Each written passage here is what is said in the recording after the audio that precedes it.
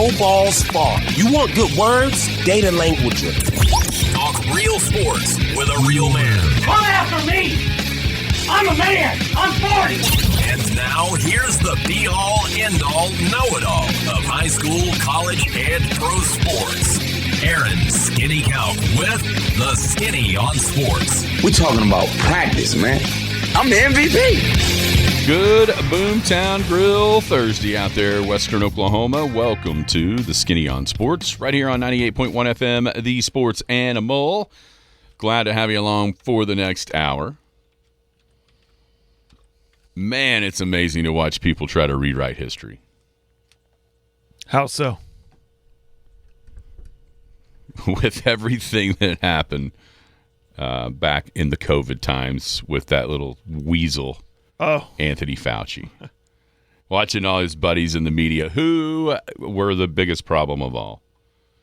Now try to move the goalposts, rewrite history about what really happened. When you can just read his diary and see what he really thought. Right.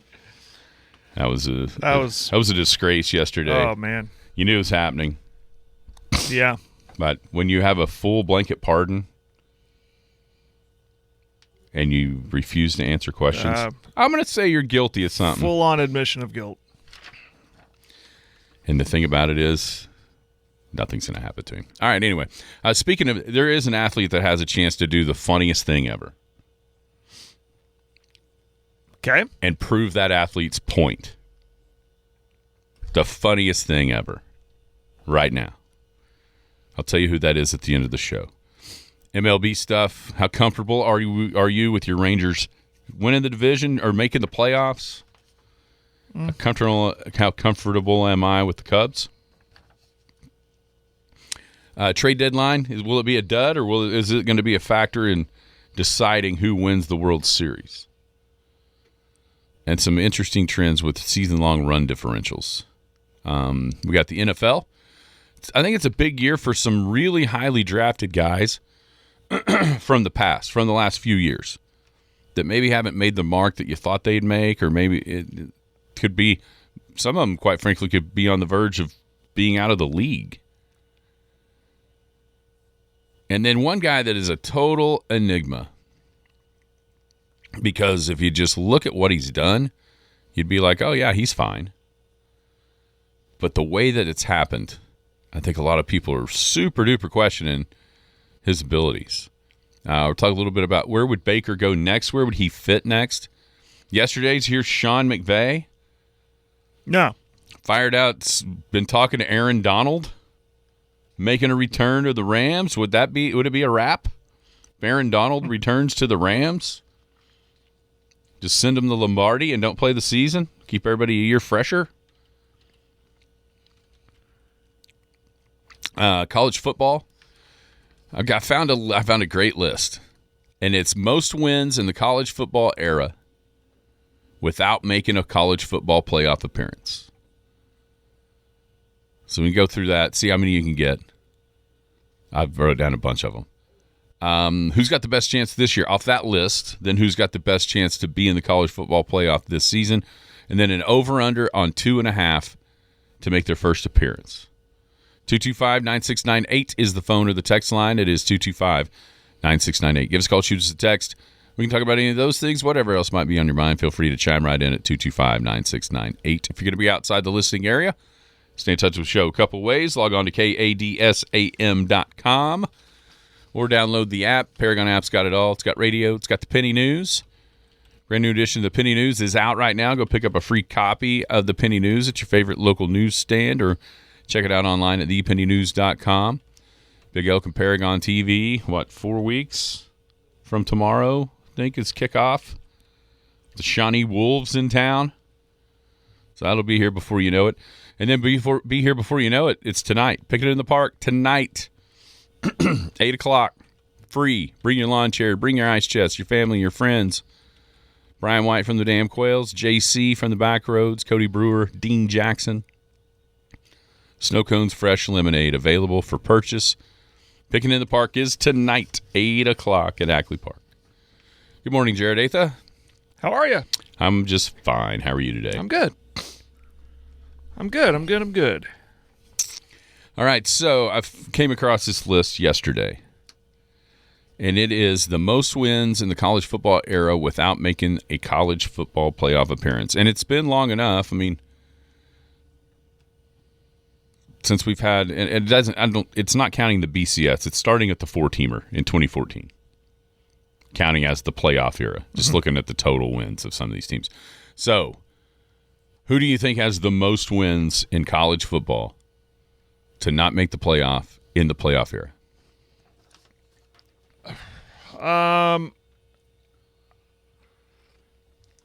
When you think a lot of wins and nothing to show for it, I immediately go to Iowa. Iowa is the number one Power 4 team on this list. Okay, so They're tied for it's second. A group of five. It's everybody. They are tied for second with 105 wins. Okay, it's a group of five. They're tied with the group of five, and there's one with 2 more wins at 107. I'm thinking brain is going crazy. Tulane is not won enough. Although they've won some games, but not enough. Navy, no. Is it a team I like this year? Yeah, is Memphis. Memphis 107. It's Memphis. They have won the most games in the college football playoff era without making it to the playoffs.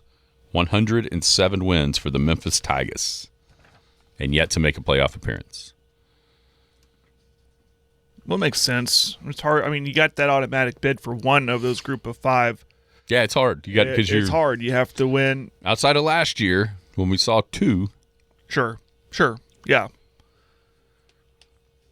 Yeah, I'm high on them this year, though. I really am. That was just because that was a weird deal. Okay, got an. Keep on. You want to just? I'll give you some of the other non-Power 4s. Okay, App State tied with Iowa 105. Toledo tied 6th with 99. Toledo, the Rockets. I don't never got that one. I'm telling you. I don't think I've ever even heard them in the conversation of possibly making the playoffs, and I didn't even realize they've been winning that much. Yep, 99 wins. Western Kentucky and Marshall, 95 wins, tied for 8th. Louisiana, the Ragin' Cajuns at 11th, tied for 11th and 93, which means there's a whole bunch of Power 4s. So Iowa was the most at 105. Who else? Power 4. Power 4. Not USC. USC is tied for 8th with 95 wins. Power Iowa State. Iowa State didn't have 87. So they were down the list a little bit. BYU. BYU is 5th overall, 3rd in the Power 4 with 101. Utah is 3rd. In the same state? Yeah, Utah is 4th overall with 102. One more win, right behind Iowa. There's two of these, and then there are the next 2 down the list that if I'd asked you this question 3 or 4 years ago, you'd have already said. But they've fallen off the last couple of years. Yet still won enough from then to now to be pretty high. And have not made the playoff. Not made the playoff. Power 4 team. Mm-hmm.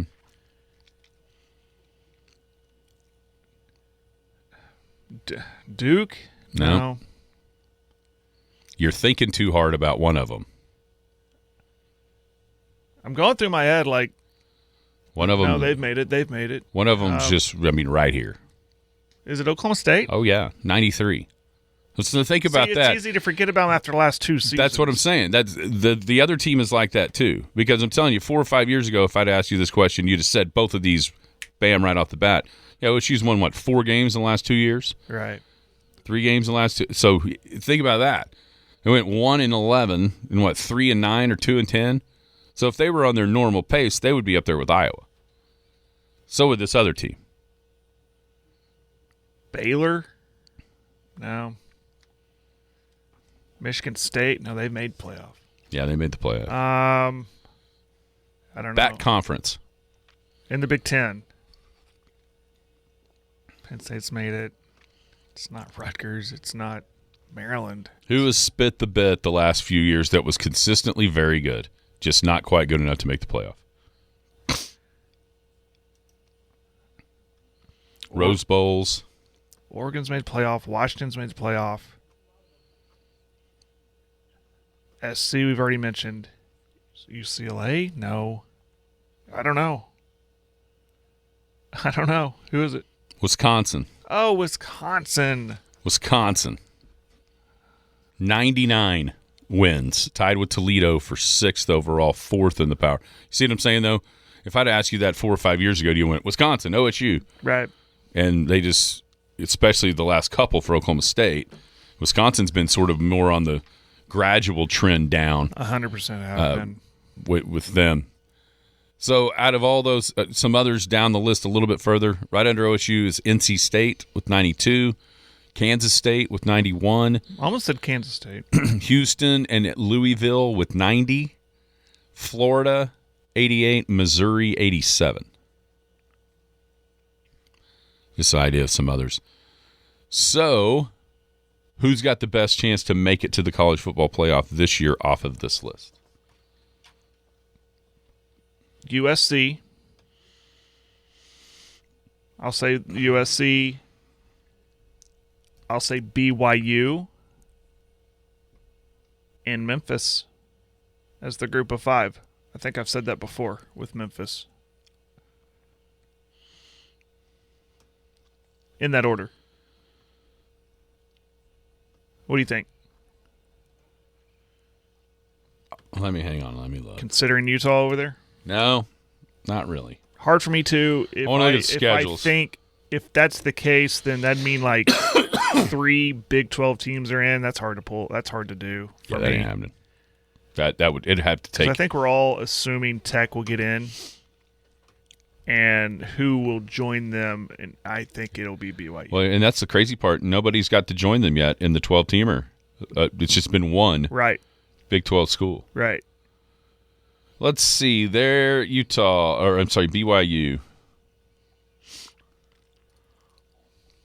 Not bad as far as schedule-wise. Host Arizona, which we figure out that's a conference game. It's not one of all those weird non-conference games are over now. At TCU, you don't know.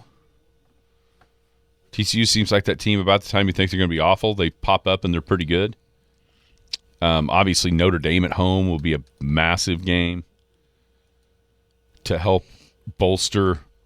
That could be a game if the season went exactly like it did last year and you make the Big 12 title game and lose to Tech, but you have a win in your back pocket over Notre Dame. That could be the difference in making it and not.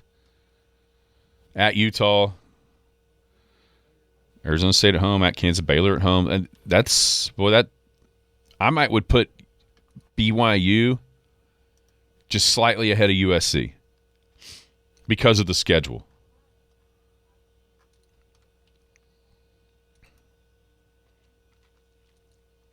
Yeah. I mean, USC, thing about USC is they play a bunch of the good Big Ten teams, but most of them are at home. Oregon at home, Washington at home, Ohio State at home. They do have to go to Indiana. They do have to go to Penn State. Rutgers and Wisconsin. Yeah, I'll take BYU first and USC second just because of their schedule. There's not enough Northwesterns and Purdue's to help them out. You know what I mean? Because you know who people are way high on because of their coach? UCLA. People think UCLA is going to be good because of their new coach. I was just thinking about, is that guy still their quarterback? Nico Iamaleava? Yeah, the guy who left in free agency. Yeah, Nico is the quarterback. Everybody was rooting against that guy last year. I was thinking about him last night. I was watching, for some reason, Tennessee highlights, thinking, man, could they have been better with him last year? No, UCLA, man, that's hard for me to get on board with them. Well, here's part of the reason why. Their new coach is Bob Chesney. You know where he came from? No. James Madison. Oh, okay. Any relation to Kenny? Kenny Chesney? Probably not. You know, Kenny Chesney's dad was a football coach, so. This guy's not Kenny Chesney's dad. I can tell you that. Okay. He's young. He's young. Just looking at the picture. Maybe a cousin. Who knows? Yeah, it might be. Who knows? That would be something you would think would be in the story. Yeah. Just of his hiring. Yeah. You'd probably hear that a few times mentioned on No Shoes Radio. Stop me if you've heard this before. Once he was hired, Chesney brought 5 coaches and 10 players with him from JMU. Hey, I mean, greatest form of what is it? Greatest form of flattery is imitation, or something like that. Something like that. I mean, I don't blame them. It's UCLA. They're trying. Imitation is the greatest form of flattery. I got that backwards. Yeah. I don't blame them. So we'll see if it works out for them. If I said over under, I put 2.5. I'm going to change that. Over under 3.5 teams in the playoff making their first appearance. Where would you lean? What'd you say? How many? 3.5. 3.5. Oh, under. That was like a snap under. Yeah, I was ready to go through. I was ready to say 3. Do you know how I mentioned? Do you know how many have made it? How many new teams have made it in the first 2 years of the college football playoff? The first 2 years of 12. Of the 12, like how many have been first? 6 total. Is it 6 total? 6 each year. 6 each year. Wow. Yes. Well, I mean that's what made me change it. That's right. That's right. But so the first year in 2024, first year of the 12-teamer, Tennessee, Boise, SMU, Penn State, Indiana, Arizona State had never made it. Then last year you had Tulane, Texas Tech, Miami, Ole Miss, A&M, and JMU. You're right. That number would seem to be going to shrink over time because these teams are finally going to make the playoff. But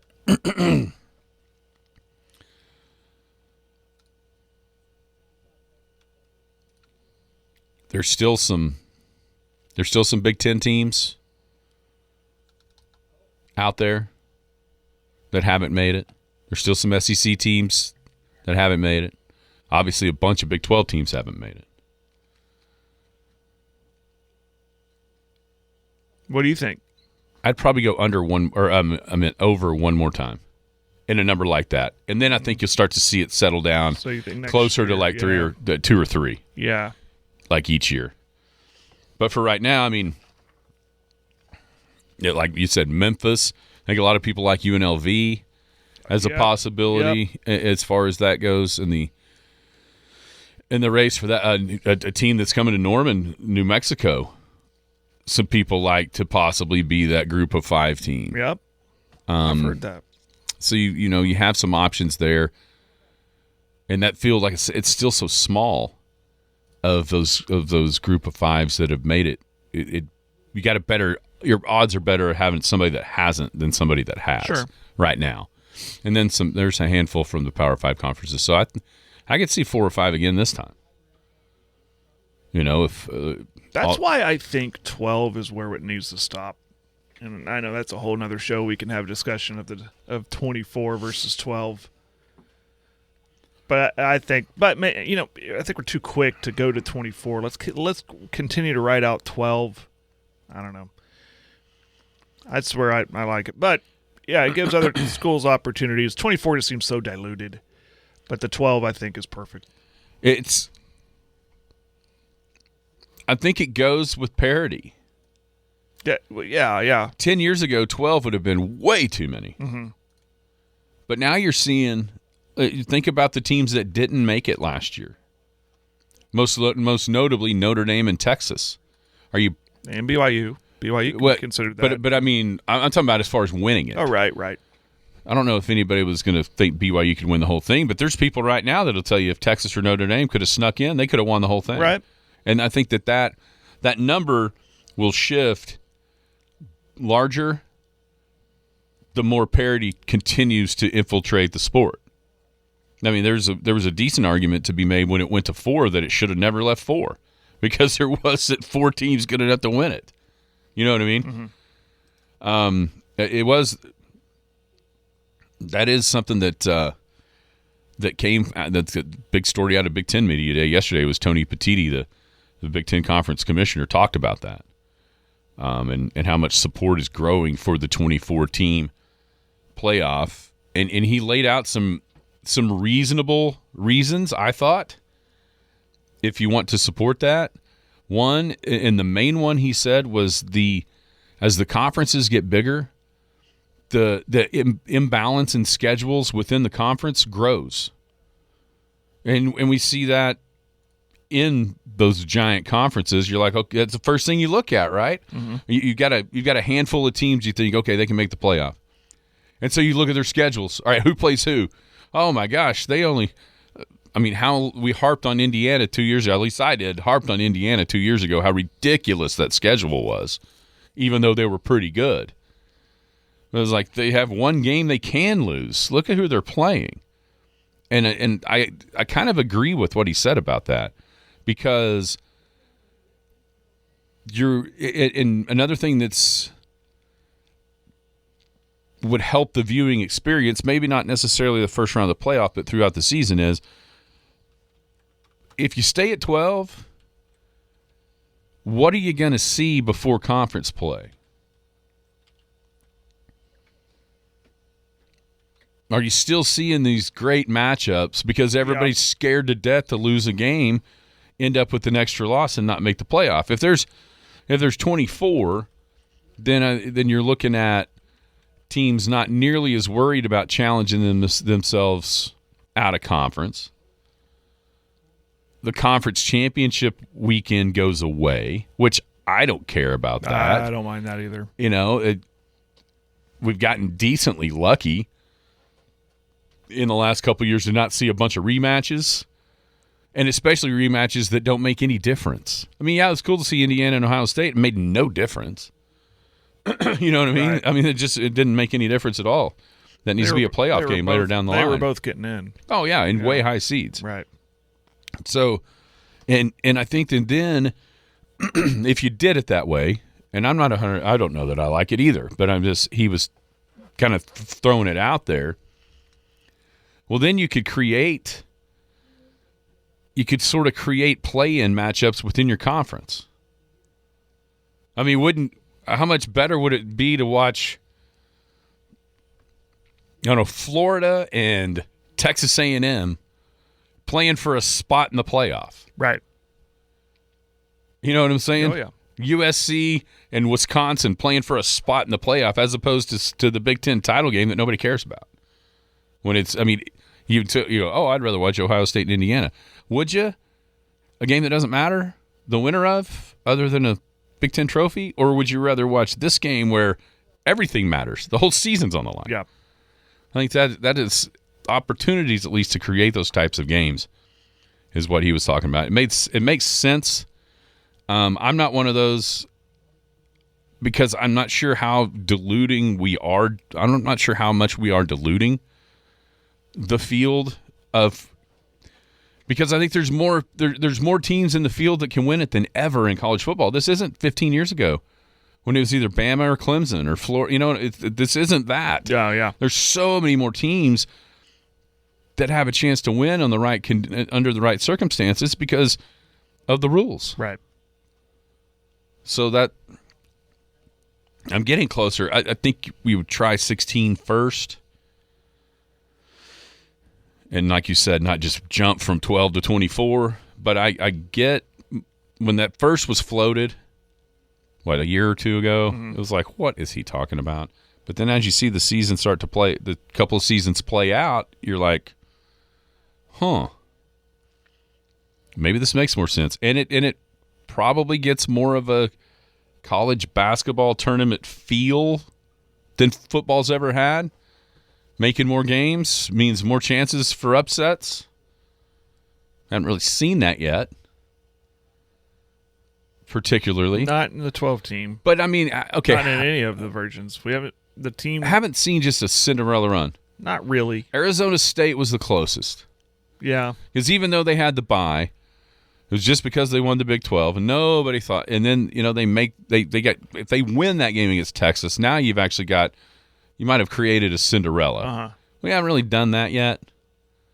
But my question would be to the people that say, oh, they haven't, and maybe it's a week by week, but how many weeks do we go in college football to where we see a team either unranked or ranked 24th beat a team that's ranked above them? It's almost every other week. Every week. Yeah. I mean, I think it happens every single week. You get something like that. Yeah. And there's certain weeks where you get about 4 of them. Right. So it is inevitable. It's going to happen in any version of the playoffs. I think you'll see a team pull off an upset. We're just waiting for it to happen. Yeah. I think it's here's the deal. I think it's going that way because it sure feels like the Big Ten has the ACC and the Big 12 on their side of this, and the SEC is kind of out there by themselves, which is why they're threatening to take their ball and go home. Do their own thing. Yeah. Which that's not happening. No. That's not happening. I've got another one for tomorrow with Scott. Give me a list of like the 5 to 10 playoff games. It doesn't even necessarily have to be this year, but 5 to 10 playoff games you want to see happen. But do you really want to see happen in case your team loses? We'll be back. If you're hungry in Elk City, there's one place people keep coming back to. Boomtown Grill. Plenty of TVs, a great bar, and a dining room where the food is the real star. Boomtown's kitchen turns out hand-cut choice Angus steaks, burgers ground in-house every single day, and Boomtown's handcrafted pizza that just might be your new favorite in town. Tuesday night, enjoy chicken fried steak with mashed potatoes, peppered gravy, and a roll for just $4.99. Thursday wings are only 50 cents. Boomtown Grill, 2103 South Main in Elk City. Come hungry. The Skinny on Sports. Welcome back. It is a Boomtown Grill Thursday right here on the Skinny on Sports, 98.1 FM, the Sports Animal. Hanging out in studio. Big thank you to the Boomtown Grill, 2103 South Main. Today is a 50-cent boneless chicken wing special at the Boomtown Grill. Hand-cut, hand-breaded, fried to golden perfection with any sauce that you can think of. They're available at your fingertips, dry rubs as well. It's fantastic boneless chicken wings. And they're only 50 cents today at the Boomtown Grill. All right, Jared, NFL. We've pretty well avoided a lot of NFL so far. I mean, we're going to talk about it plenty, right? Coming up. It's almost August. But I got to thinking about, I think it's big years for some guys that have been drafted very, very high over the past few years. If I just say that to you, like, all right, who is a high draft pick that needs a good year, either for a contract extension, to continue to be in the league, to maybe have enough value to go somewhere else after this year? Who are the guys that would pop in your mind? Some guys are already getting those contracts. Like Jalen Carter the other day got, what did he get paid? Something record setting, yeah, right? 152, 4 years, 152. Yeah, so some guys are already getting that money. Man, I don't know, Jaden Daniels, is that too early to say? Kind of got a pass last year because of the injury, but they're going to ask him to, hey, replicate your rookie year. We need that again. We need that Daniels back. I think he could be on here next year. Yeah. So You know what I mean? Was it too early to put him on that list? So, like, most amount of quarterbacks, and some are different. Some just happen to be on the same team, fighting for the job. Okay. Then there's another guy that people just have given up on completely that has been pretty damn good so far in his few years of his career. And then there's one non-quarterback, period. Okay. Any idea who the non-quarterback would be? And it's a guy that was, I'm talking, can't miss, guarantee, and he just hasn't been that good. Could be because of where he's playing and who's he's been playing with. So he's a Jet, clearly. No, he's not a Jet. Closest to the Jets. of anybody right now. Closest to the Jet Cleveland. He's an Arizona Cardinal. An Arizona Cardinal needs to have a big year. Is it it's not a running back. This got a guy. Is it a running back? No. No. Who is it? Marvin Harrison Jr. Okay, yeah. I forgot about that guy. Exactly. We kind of wait for him. And you never thought you'd forget about that guy No. because coming out of Ohio State, he was a guarantee stud. And he just hasn't really produced at the level that anybody thought he would. So, what's this going to be, his third year out there, getting close to extension time or getting close to traded, go to somebody else time? Third year. Yeah. Drafted in 24. Had to look it up. So he would be a non-quarterback, and especially with the hype. I mean, he was Marvin Harrison's son. Yeah. Studded Ohio State. What about a guy like, so you said you got a lot of quarterbacks on your list. Mm-hmm. Is J.J. McCarthy one of them? Both of those guys are. J.J. McCarthy and Kyler Murray. And Kyler? Yes. It just feels like Kyler's been in the league for a lot longer not to be on this list. Well, but if this time has passed, like this is why he's in Minnesota, not Arizona anymore. Well, if he can't beat out J.J. McCarthy, is his career over that's a at great however point. old he is. Yeah. I mean, he's too young to be not on a team, but and McCarthy for obvious reasons. Yeah, Kyler's only 28. And you wouldn't think that it would be the end of the line at 28 years old.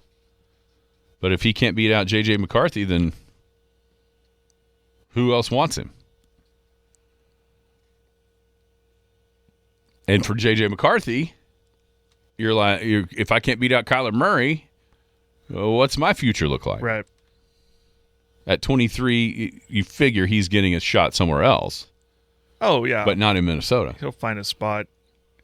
I mean, the dream scenario is to follow a career path like Darnold did at Seattle.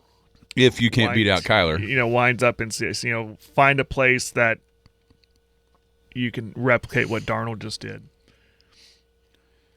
But, and I just connected those two because it's Minnesota. What about Rome? Adunze? I always butcher that name. Yeah. Third-year guy out of over at Chicago. I was high on him as soon as I thought pairing him with Caleb Caleb Williams is. Yeah, he could be one because they've continued to have different guys around Caleb. So that could definitely be one. He came on a little bit at times. Here's the deal: I've had him on my fantasy team both years. So you've been focused it's in really, on him, yeah. it's super up and down, super up and down. But yeah, he could definitely be with Luther Burden on that team. Drafted a year after him, and he looks like maybe blossoming more than Adunze. Yeah, for sure. There's another quarterback situation that's very similar to Minnesota.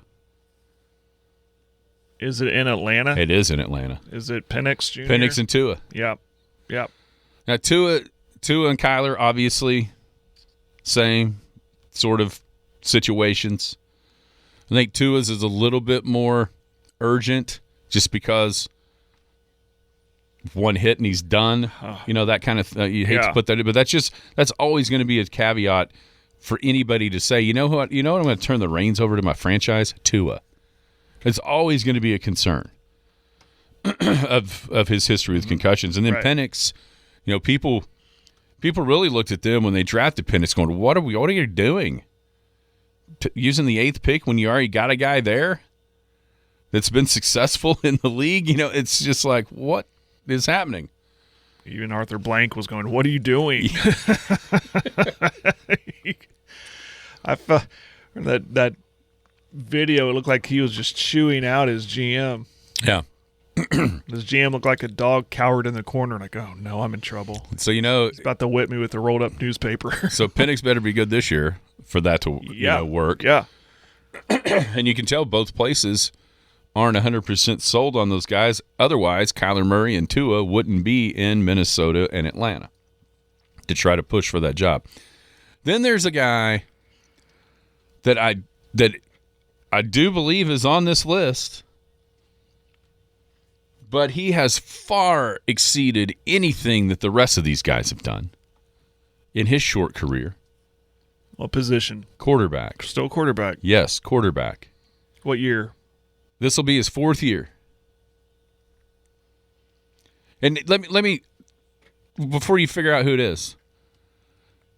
He's in his 4th year, and in his first 3 years, not only has he taken his team to the playoffs every single year, he's also won a playoff game every single year. Does that sound like a guy that should be in trouble and worried about his job? Sounds like a guy needs an extension. Okay. So you know that part of it. Now, if I said, Jared, how secure do you think C.J. Stroud is in Houston? Wow. There's rumblings in Houston. Well, did you see him against New England in the play? I mean, it's true. A lot was made of that. I mean, and he turned it over all those times and looked scared to death and out there in that playoff game against New England. But that's why I'm saying, like, his results don't really match up with being on this list, but the perception and the eye test of watching him in that last playoff game against New England, you gotta wonder, is this our guy? Yeah. Oh my Lord! And this is the same guy that went toe to toe with Pat Mahomes in a division game on the road a couple years ago. Mm-hmm. But boy, he didn't look the part in that New England game. I don't think it's really fair at one game outweighs what he did before that. Oh, I don't think it is either. You know who else doesn't think it is? Chet Holmgren. But that's the way it is. You know what I mean? It's just when you're on that stage and you're in that position. I mean, I don't know that I would get rid of C.J. Stroud if I was Houston. See what happens this year. But I also don't know that I'm confident in C.J. Stroud to be a if you're wanting to win the Super Bowl, and that defense that Houston has would be a defense that could take you to win a Super Bowl. I get why people are going, C.J. Stroud the guy to do that? They'll quickly figure out if he's the guy. You know who they open their season with? I just pulled up their schedule. The Bills. Yeah, and if they don't make the playoffs, maybe that. And then they play the Bengals. Then they go to the Colts. Then they host the Cowboys. Titans should be a win. Is Cam Ward on this list, or is he too young? He's too young. Jaguars, Giants, Chargers, Browns. I think a guy like Trevor Lawrence. This is a schedule that it could make or break him. Trevor Lawrence could have been on this list last year, and what did he do? He stepped up, got him to the play. You know what I mean? He kind of progressed. And does C.J. Stroud? It makes you wonder, is Stroud, did he peak? Well, he's been the exact same. Right. You know what I mean? Yeah. He's been got his team to the divisional round, not into the AFC title game yet. He's 3-3 for his career. Won a wild card game, lost a divisional game. All 3 years. Lots of news surrounding Baker Mayfield and Tampa. I think it's clear that that's been the best spot for him so far in his career. Going into the season on the last year of his deal, looked like there were some negotiations, but they didn't reach a deal. So Baker betting on himself in a lot of ways. We've seen this before. And it didn't go well. When the Browns weren't necessarily willing to extend his rookie deal early after making the playoffs, he hurt his shoulder, tried to play through it. And Deshaun Watson happened in Cleveland. And that's when Baker went through the wilderness for a couple years and found himself in Tampa. If it doesn't work out, let's say he has a similar year and Tampa goes, you know what? Quarterbacks, there's a bunch of good ones in this draft. We got like the 10th pick. We might be able to work some magic to get up a little higher. Thanks, Baker, but we're gonna cut loose from you. What would be a good situation for Baker Mayfield to find himself in? Let me just put this out there. I thought it was horrible for them to lose Mike Evans. That's why I thought it really worked for Baker. And you know how high I've been on Mike Evans since Texas A&M days. I think he's the one that deserved the Heisman, not Johnny Football. So losing Mike Evans certainly is not going to help this situation for Baker. We'll see. Baker has always made doubters look silly. And maybe him doing this, betting on himself, is a way to motivate him and put another chip on his shoulder. So that being said, if it doesn't work out, where could he wind up? What's a best fit for him? This is gonna I wish you would ask this question tomorrow. I think Pittsburgh might be a good place for him as a bridge guy. Because this is clearly Aaron Rodgers' last year. He's made that clear. Yeah, it's a blue collar type city, like Baker's he's worked for everything he's had. I just think the schemes work real well. I think him. I don't know. I think that would work. That would be the best fit, and for somebody that we're not ready to go to our young quarterback now. Let's give this guy. Let's get Baker in here, and if he can give us the years similar to what he gave Tampa Bay, that's what we need. So I'll say Pittsburgh. I think a place we just talked about could be an intriguing one if Houston does cut loose of C.J. Stroud. Going home to Texas, yeah. Sort of being, like you're saying the same thing, bridge guy for a year or two before it gives them time to draft a guy and do develop that. And yeah. I think another spot that reignited his career, depending on the circumstances, let's say the Rams go win it. Matthew Stafford's done. If McVay stays there, would that be a landing spot? That would probably be a dream one, honestly. Doesn't Baker and McVay feel like Baker and Lincoln? Little bit. So I think you got a spot like that, and then those would be like good teams to find yourself on. Mm-hmm. And then I'm sure there's some bad ones that you really wouldn't want to be a part of. Could it be, let's say, Shao kind of regresses, New Orleans? It doesn't. A place that a guy that I always thought he would work with because of his size, and another guy that was similar. I always thought that him and Sean Payton would work together. They don't have a need for him right now. They don't have a need for him. They don't have a spot. But I've always thought, because he's always been compared to Drew Brees. To Drew Brees, right. Yeah. So we'll see what he does. And this may all just be posturing, and he's got a new extension with Tampa before the season's over. But with Vita Vea, them not wanting to sign him, not wanting to sign the quarterback. Obviously, Evans is gone. It does sort of feel like this is the end of that sort of era in Tampa, and they're ready to kind of blow it up and rebuild a little bit on the fly. What the Aaron Donald stuff? You buying that? McVay mentioned Aaron Donald. Maybe he wants to come back. What does that do for the Rams? Him and Myles Garrett together? It would seem to be a dream team, but Aaron Donald hadn't played. Yeah, he hasn't played in how many years? How long? Anyway, so if he's very effective like he had been, that's very intriguing. Now, how much traction is there to this? Is he really training? Is he at camp? How is he still under contract with the Rams? I guess so. They have to figure something out there. It doesn't hurt him. Let's just put it that way. It doesn't hurt him. It'd be fun. I don't know how. It did feel like Aaron Donald retired when he still had plenty in the tank. Mm-hmm.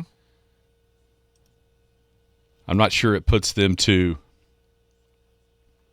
like Rams versus the field type bets in the NFC to make the Super Bowl. I don't think we get there yet. But I think you summed it up about right. And that is, it can't hurt. How much it can help. Like, who says no to that? Right. Everybody says yes to it. We'll just have to figure out exactly how much it would help. But, man, if somebody would have said like... it's similar to like when Dion came out of retirement to go play for the Ravens. Yeah. He was immediately effective. So that's what they're banking on if this is actually a thing. Would he come in and be an immediate effective dude? Yeah. He would help Myles Garrett because he'd free up Myles Garrett one-on-one. You would think so.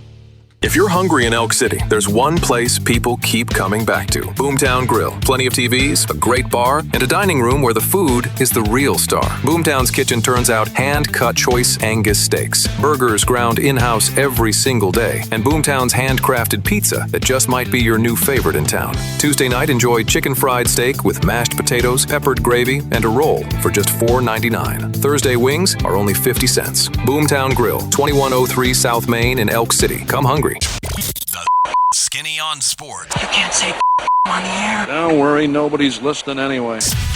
Welcome back. Skinny on Sports, 98.1 FM, the sports animal. Wrapping up a Boomtown Grill Thursday. 50-cent boneless chicken wings down at the Boomtown Grill today. You got to eat there. You can't just order 100 wings and carry them out. You got to be in-house. But Boomtown, it's delicious. 2103 South Main. 50-cent boneless chicken wings today at the Boomtown Grill. All right, Jared, have you seen the latest controversy that is bubbling to the surface for our old friends at the WNBA? Oh, the Sophie Cunningham stuff? Nope. Not that? Nope. So the Which league... I applaud, by the way, for standing up. And the league itself, the WNBA official Twitter handle, tweeted out a video from All-Star Weekend of Angel Reese and Paige Beckers appearing to bet $400 on a game that happened last night. Have we learned nothing? The WNBA posted the video with cash in the video. No. And last night, after the game, the question was asked, and Angel Reese, in her infinite wisdom, said, "Oh, yeah, I'll be waiting to get my Apple Pay from that." Oh, no. And the interesting part of this to me isn't the fact that the WNBA is stupid and doesn't know what they're doing, because nobody's shocked at that. But the most interesting part of this is who is involved. And it's Angel Reese and it's Paige Beckers, who just sort of happen to be the two, Caitlin Clark nemesises. Right? We'll see if anything happens. If the WNBA does anything to either Angel Reese or Paige Beckers. But here's when I said earlier, there's an athlete that has a chance to do the funniest thing ever. There's actually two of them. To prove a point and to rub their own league's nose in it. If these two don't get, if Reese and Beckers do not get suspended, do not get anything, nothing happens to them.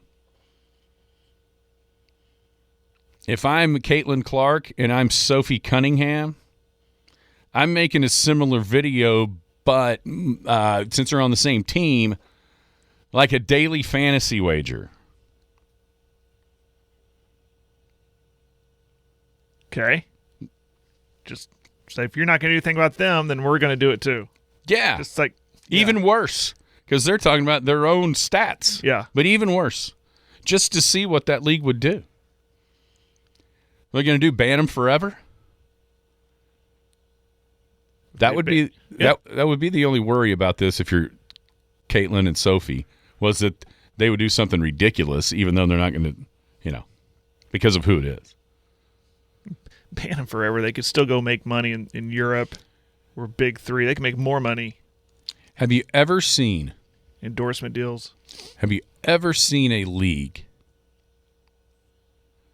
that has been so propped up by one person and now another one is joining that, and that league quite literally hate those two players? Never seen it. Like the WNBA appears to hate. I take that back. I've Clark. seen it. I've seen it. When Hulk Hogan went to the NWO and WCW hated it. They hated it. They hated him, and they hated who's the other guys? The other two he joined. Kevin Nash. Kevin Nash. Scott, what's his name? Scott Hall. Scott Hall. Yeah. The WCW hated it. They hated the NWO, but you know who's making all the money? Who really brought the NCAA, the WCW to the forefront? Eric. Almost right even with the WWE at the time. Eric Bischoff. Eric Bischoff and Hulk Hogan and the NWO. Oh, yeah. And but clearly I'm kidding. Yeah, it turns out I don't think Eric Bischoff really hated it. I think they all loved it because of all the money. Of course it was they did. bringing in. And of course, I mean, that would be like everybody hating NWO, and then you didn't show them for 2 weeks. Right. That's what during that era, if you watched like Monday Night Nitro, that was the show, and you looked at the crowd, there were so many NWO T-shirts, Sure. and Hollywood Hogan do-rags, bandanas being worn, all that product out there. Yeah, they were pushing it. They were pushing it. Here in the real world, WNBA hates their stars. 1 star. Yeah, one star in particular. Hates 1 star. It's like what we're doing now. It's laughable. It's so silly and funny. I've never seen people. And it starts at the top. Then Goldberg. Yeah, I remember Goldberg's run. It starts with the commissioner. Her own coach. They had to. Yeah. There was a co-owner of a team yelling at Caitlin Clark's Sophie Cunningham fans. Right. Just the other night. But yeah, with this thing, I mean, how stupid is the league to post that video of 2 players making a wager with cash in hand on a game? Very dumb. I love that it was those two. I love that it was those two. Yeah, the league's new CBA clearly states that any kind of wagering is strictly prohibited and that players could be fined, suspended, or even disqualified from the NBA at the sole discretion of the commissioner, who the commissioner is an idiot. That's why I think it would be... You know, she won't do interviews with certain people. She avoids the tough questions. That's why we need to have Caitlin and Sophie make a similar video. Yeah. And then see what happens. And maybe at that point the hypocrisy would just be right out in the open. Right all the way out in the open. Yeah, Scott, I've been hacked. Yeah, that could be the defense. Oh, hacked. It was AI. Yeah. I mean, it'd be one thing that if Angel Reese put that out there on her own, probably expected, to be honest with you. But not for the league to do it. And it's just what are you people doing? Clueless. Absolutely clueless. But I'm all for it. I can't wait for the Twitter video to drop. Difference is with Caitlin and Sophie money, it might be $1,000 instead of a $400 bet. Everybody get down to Boomtown. 50-cent boneless chicken wings today at the Boomtown Grill. And when you're done with that, picking in the park tonight at 8. Skinny on Sports wrapping up a Boomtown Thursday. You've been listening to the Skinny on Sports podcast with Aaron Cow. Be sure to hit that subscribe button to get alerts of when the latest podcast is available. Thanks for listening. That ball is blistered